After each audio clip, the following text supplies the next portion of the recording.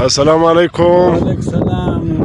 ولادت صاحب ستړي مه شئ، څه حال دی؟ څنګه یې؟ ښه یې؟ صحت برابر دی؟ طبیعت برابر دی. څنګه یاست؟ تکړه یې؟ ښه یاست؟ دا څنګه ښه ښایسته ځای له راغلی؟ دا کوم ځای دی؟ دا نو خاصه موږ سره دی میچ دی نه او بیکګراوند ښه لرې بالکل.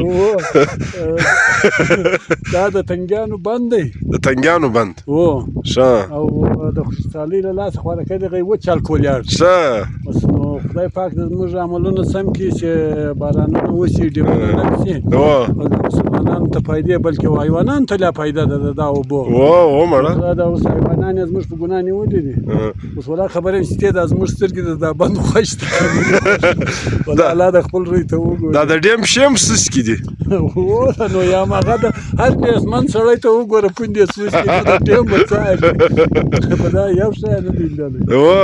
بالکل د نیستمند سړي اول اثرات دغه یي دی بدن ډېر ګري او دویم پښې یې وسولي. نو دا هم ته څو یې ګرولی دي؟ ته ورته وګوره شاوخوا ګرد یې ګرولی دي. ډېره مهرباني. الله مهربانه دی. دلته یو کوچنۍ چینه اوبه ورلی شوې نو کیدای شي اوبه وراشروع شي. یار هغې چینې که نور نه کوي وشاته ولې دی د خیره دغه سړی نه رامعلومېږي. ښه. الله دې بس فضل وکړي. امین. ته دلته څه شي غواړې چې راغلي یاست؟ موږ نو دلته یو سړي پر ټکه خځولي یو راکش کړي یو. الله توبه. دا خو اوس باران در راغلی. راځئ له ما سره به چای وکړي. ښه. راځئ ښه وتاخلي ښه. تنبو د چیرې ولاړ؟ ماشاءالله دا نن رود ملازۍ له راغلي یو کاږه کڅله د رحیم کاکړ له ځایه سره ډېر ښایستې سپینې اوبه بهیږي.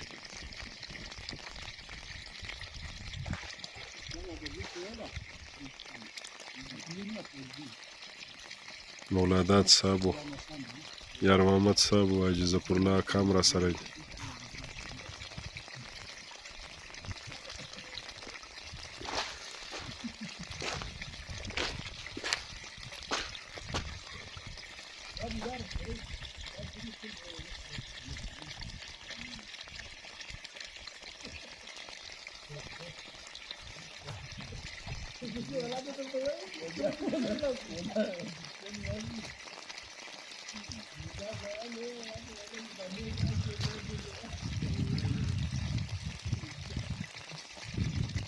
نری نری باران هم شروع دی.